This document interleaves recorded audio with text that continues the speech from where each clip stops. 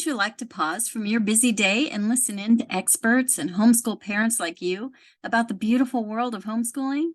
This podcast is designed just for you.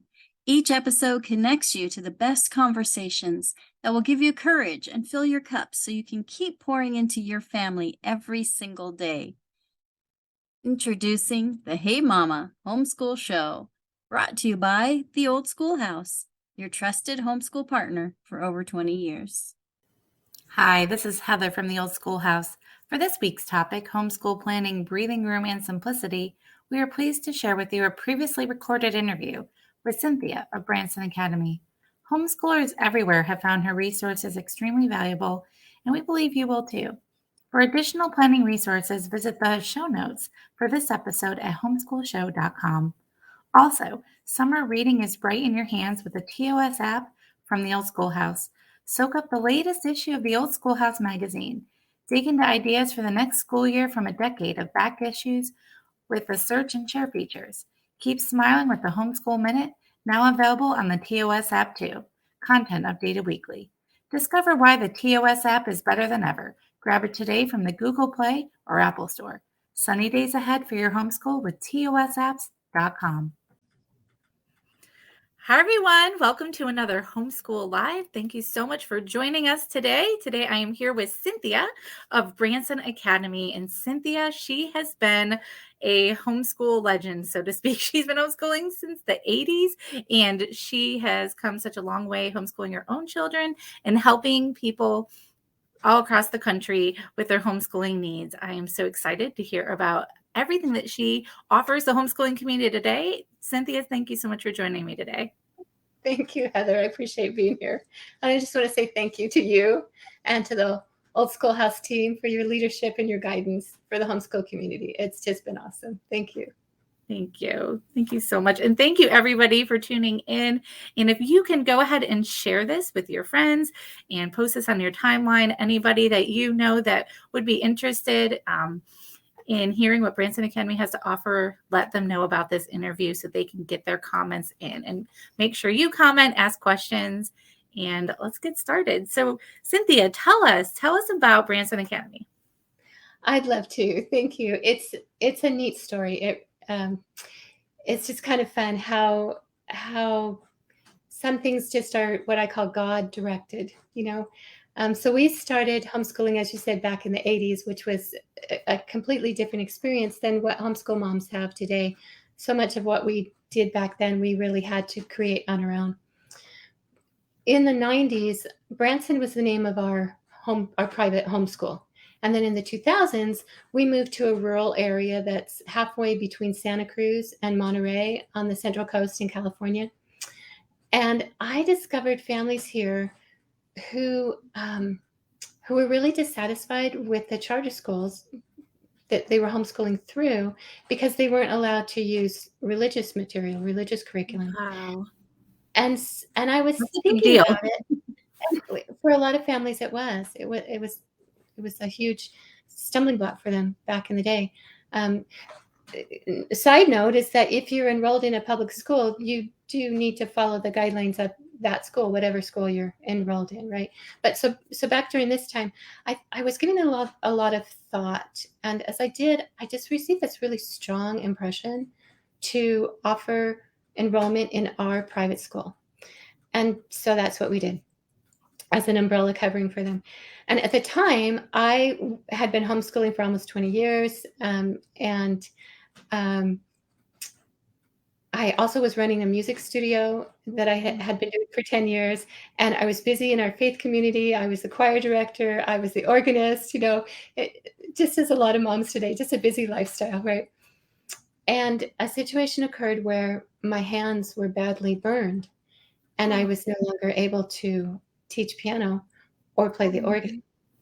And as hard as that was, it opened this opportunity to really focus on Branson and to really develop a family business and to design a program that could be really helpful to parents and give them freedom and flexibility and help them have a positive, successful homeschool experience.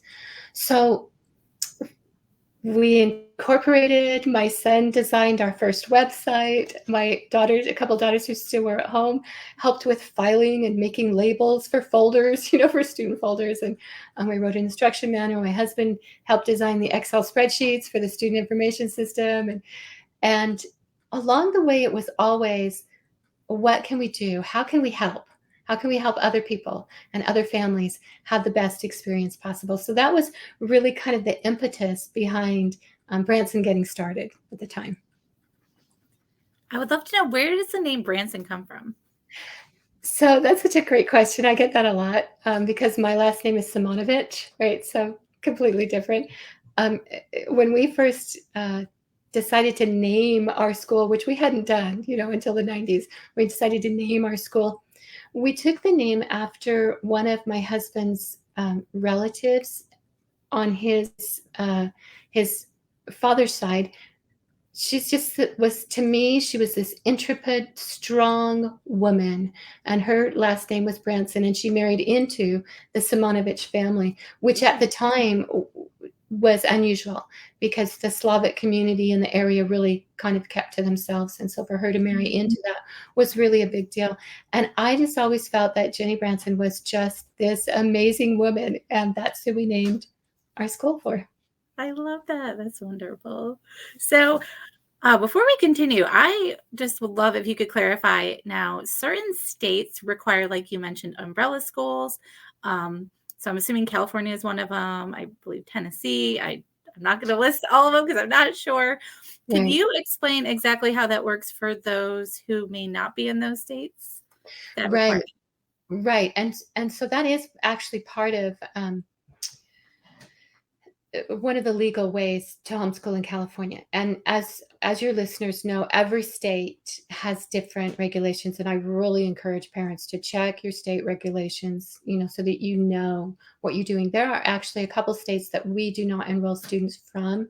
Those states, Washington is one of them. They will only accept students enrolled in what's called a PSP, or private school satellite program, in that state, right? Okay. The majority of the other states, they're totally okay if you enroll in a PSP in another state. They just want to make sure that records are kept and that state mandates are followed. In California, that's one of the legal options. So you have 4 legal options in California. And one of them is enroll in a charter school, which is basically your public school doing homeschool through the charter school. The other is to establish your own school. That has pros and cons of its own. To hire a credentialed tutor, and the tutor has to be credentialed in the grade levels of your student, or to enroll in a private school satellite program like ours. And one of the issues that we come up with, and back in the day, I had no problem saying, if you want to establish your own private school, do it. Because of technology, privacy needs have changed considerably. And so if you're in California and you're enrolling and you're establishing your own private school, your information is now public on the CDE website.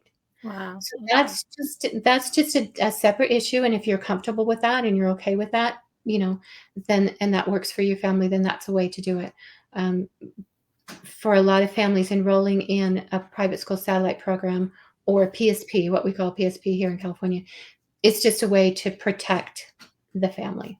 Okay. Wow. I'm really glad you clarified that, because there are so many new, as we know, so many new homeschoolers coming on board with the pandemic and so many other reasons. And I've even seen people move out of state to our state, and they just assume they can just keep doing things as usual, but we really need to know our state laws. And it sounds like you are helping homeschoolers homeschool the right way, the best that you can. And I think that's awesome. So you help with transcripts. Is that right? You help with whatever is necessary that parents need. And I think that takes a huge load off of their shoulders, because that's usually where a lot of the stress comes in.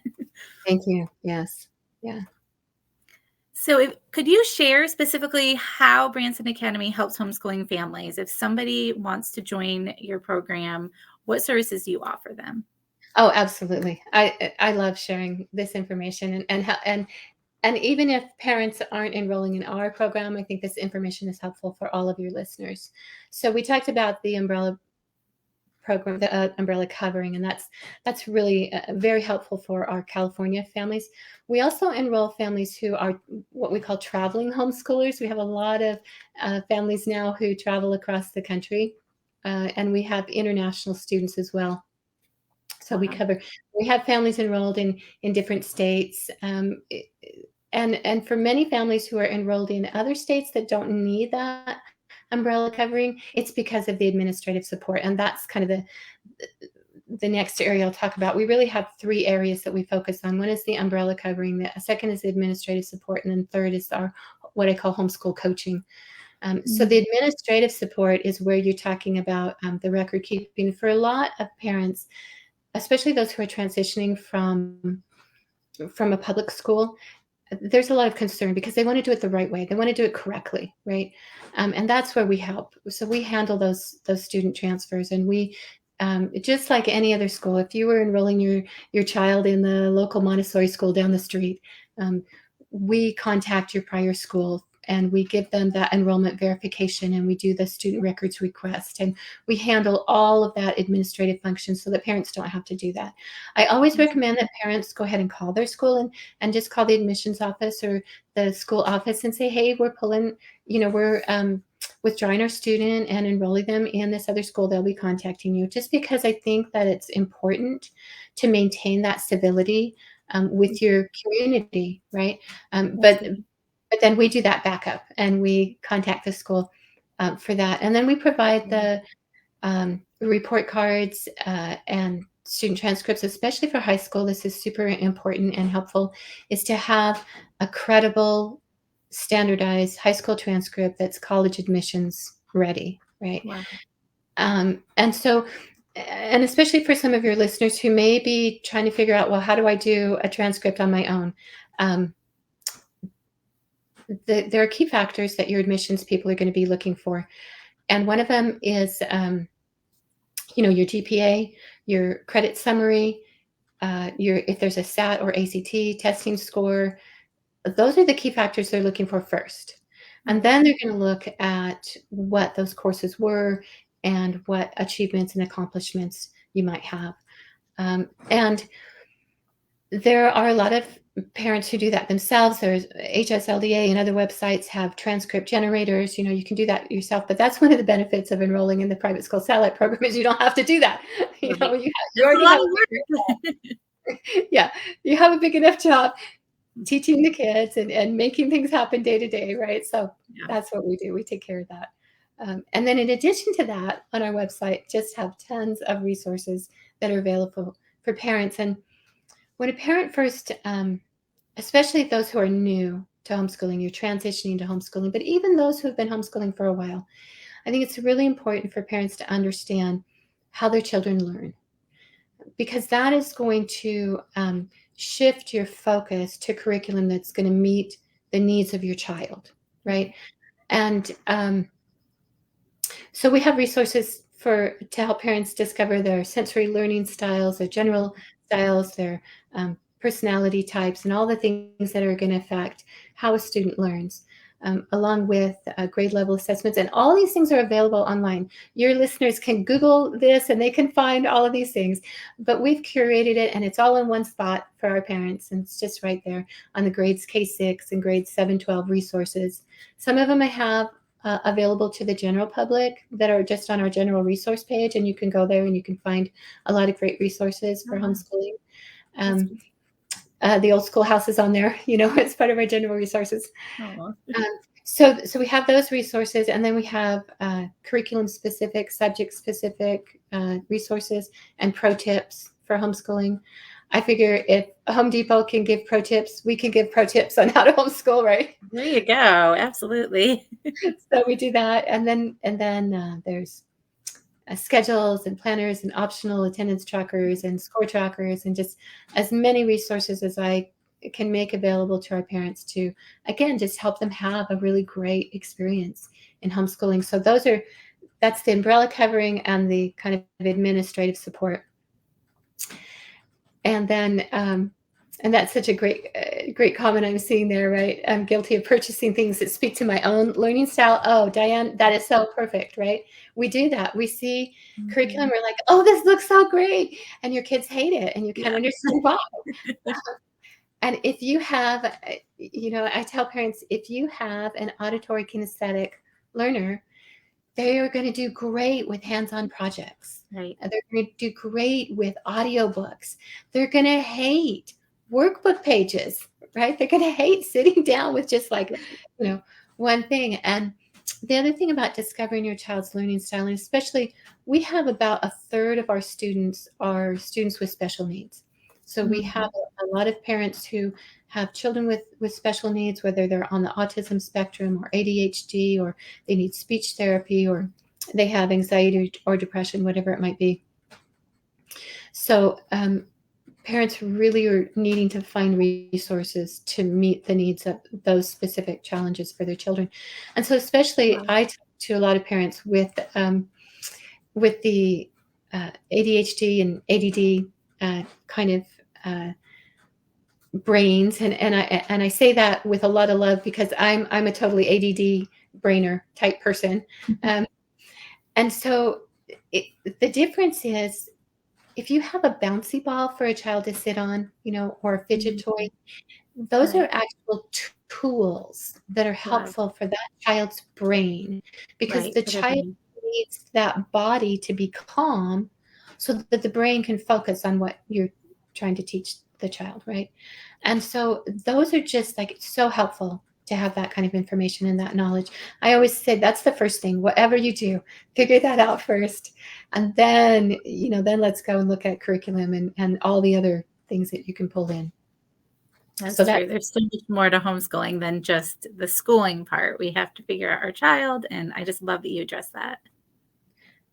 I think it's critical. I really do. I feel like that is one of the most important things. And we are so fortunate today to have at our fingertips tools that help us learn. And Emma, I want to say Emma Harris, but I think I've got her name wrong, has a program now that's called Personality Traits for Life. And she does a global assessment, comprehensive assessment, which I think is great for your middle school and high school students, especially because they're at that age, especially in middle school and high school, where they want to know more about themselves, right? They want to learn about themselves. Yes. Yeah. And so that if you can tap into that during those years and help them learn how they learn, oh my goodness, it will make your job so much easier, but it also will set them up for success in their life as a person, to figure out what their preferences are, what their modalities are, how they learn best, maybe what their weak areas are too, and how they can improve those weak areas, right? And how you can build those up. I always encourage parents to choose material that meets the needs of their child, their strengths, but also to help them build up the foundational areas that they need as well. Wow. I mean, it sounds like you're really concerned about the whole child and not just, okay, we need to educate our kids, graduate them, get them to college, bam, and then they can go into the world and survive. It sounds like you really care about the student and about finding out who they are so they can be who they're supposed to be when they are older. And that's what education is about. That's what homeschooling is about. And I love that you recognize that and that you foster that with your program. And thank you. Thank you. I see that Misty put up this comment about one of our students, and I think that's one of the reasons. Excuse me, just a minute. One of the reasons that I've kind of moved into the focus that I have, because as a young mom, first of all, we didn't have these resources, and I remember a time where I was sitting on the couch with two of my daughters, and I was reading a lesson to them, right? And my little boy was sitting on the floor, and he was playing with his Legos. And so I started asking my daughters questions to the little history lesson that we were reading. And from the floor pipes up this little voice, and he starts answering. And I thought, I didn't know you were listening. I thought you were building with your Legos there. And it was about that time that we were starting to get more information about learning styles and how children were learning. The research was starting to come out, and all of a sudden it was starting to make sense. Oh, this child is an auditory kinesthetic learner. When he Mm. was sitting on the floor playing, building, using his hands, he was also listening. And so he was learning in the way that was best for him. I was able to do math lessons with that child orally, Saxon math lesson in 15 minutes with him, whereas he would struggle for an hour and a half sitting at Wow. the table trying to write it out, right? And so that was for me the journey of discovering, oh, this is amazing. We all learn differently. Yeah. And so that kind of started it. And then the student that Misty was talking about really became my why Mm. for doing Branson. And that is that we had a family enroll in our program who their son was on the autism spectrum, is still on the autism spectrum. He was in 4th grade and he was doing preschool. He was at a preschool academic level. He was just sorting 3 items. That was all he could do. Right. And they enrolled him in our program, took him out of school. He was 4th grade, took him out, enrolled him in our program. They purchased what's called an AAC device. So if you have parents out there with special needs children who are nonverbal, an alternative augmented communication device is just key. So they implemented that and one-on-one assistance for this young child. Within a couple years, his academic level just exploded. He went through kindergarten, 1st grade in the first year, 2nd grade, 3rd grade in the next year, and last year graduated from high school. Aw. Graduated from high school, having studied spherical geometry and astronomy and physics and 4 Wow. years of Latin, and writes beautiful poetry, and it's just this amazing soul, just amazing, beautiful person. And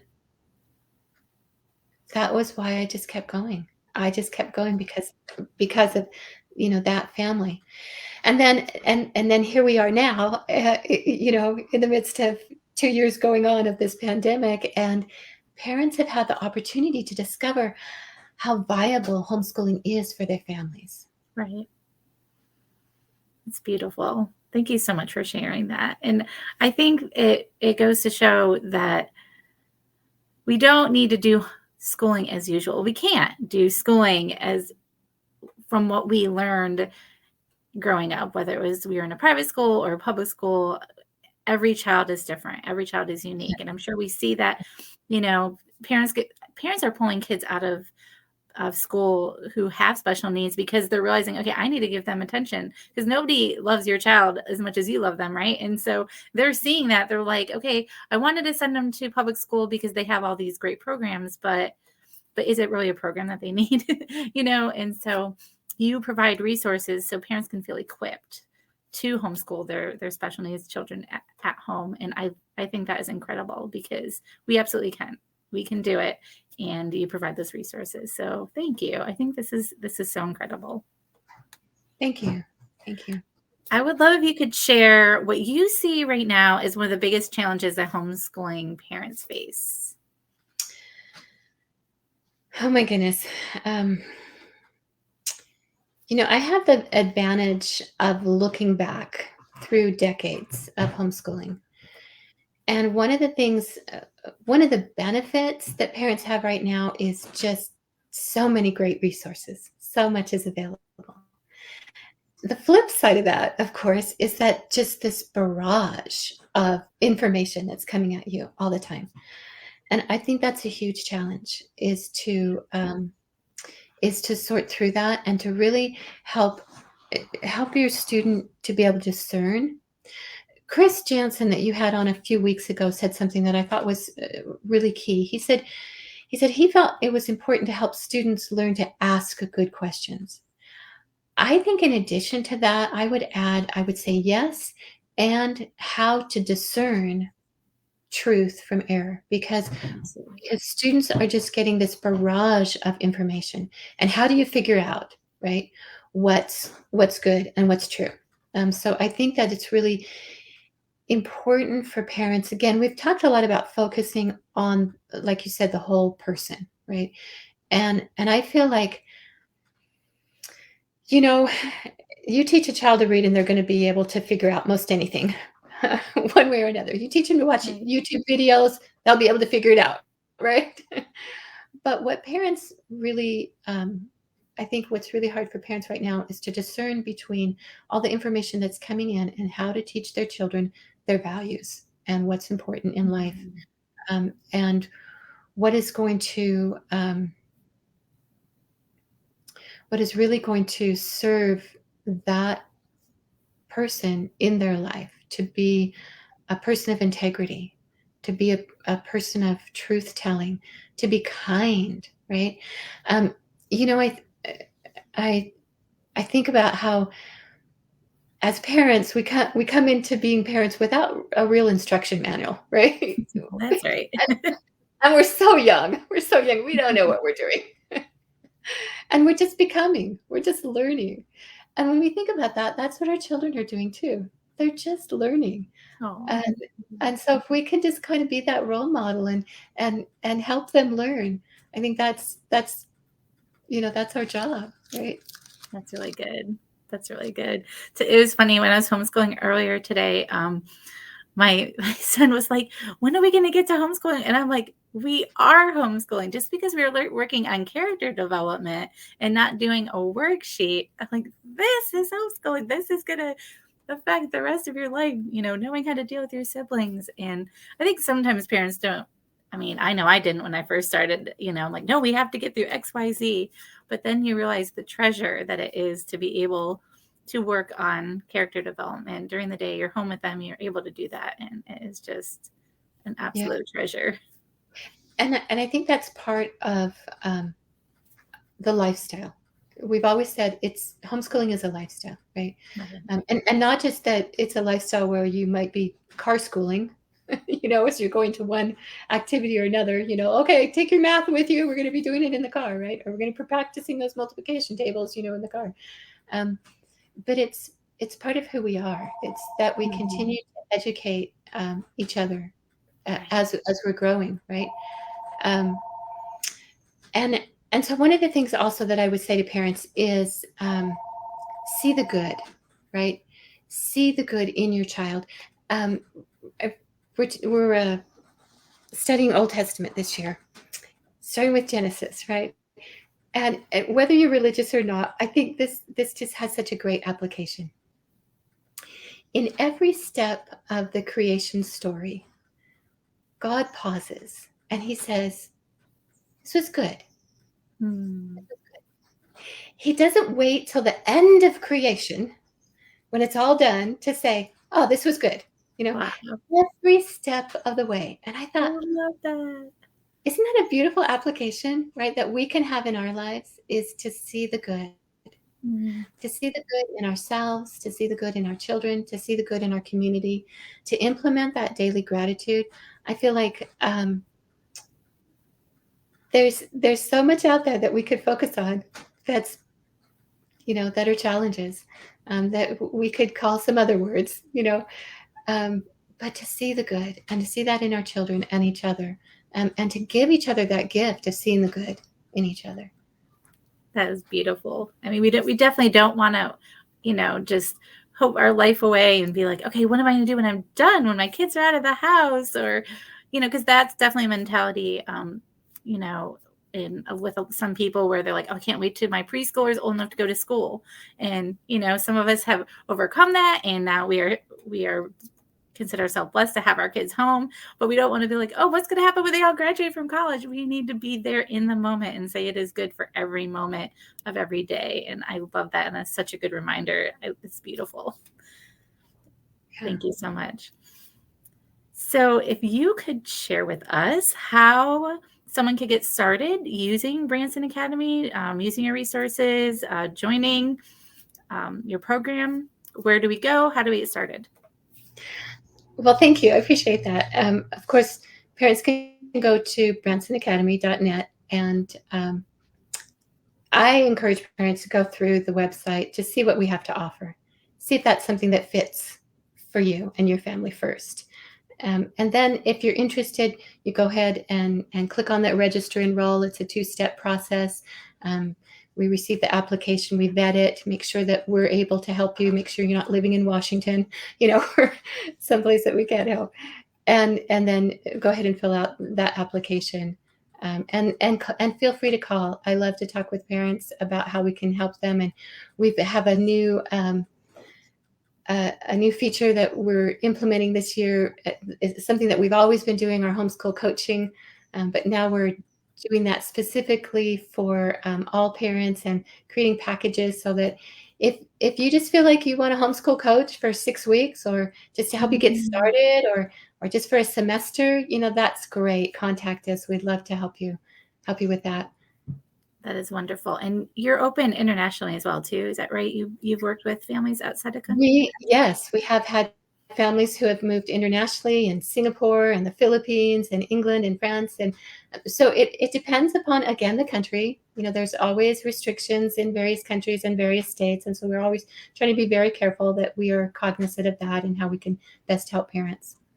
And that really is our goal. It's just to help other homeschool families on their journey, because that's what it is, right? And it's an amazing, as you are finding out, it's an amazing journey. It absolutely is. Well, I really enjoyed hearing from you and just hearing your heart for homeschooling families and hearing what you have to offer. So thank you, Cynthia, so much for joining me today. Thank you, Heather. It's been a blessing. It's just been a privilege to speak with you. Thank you.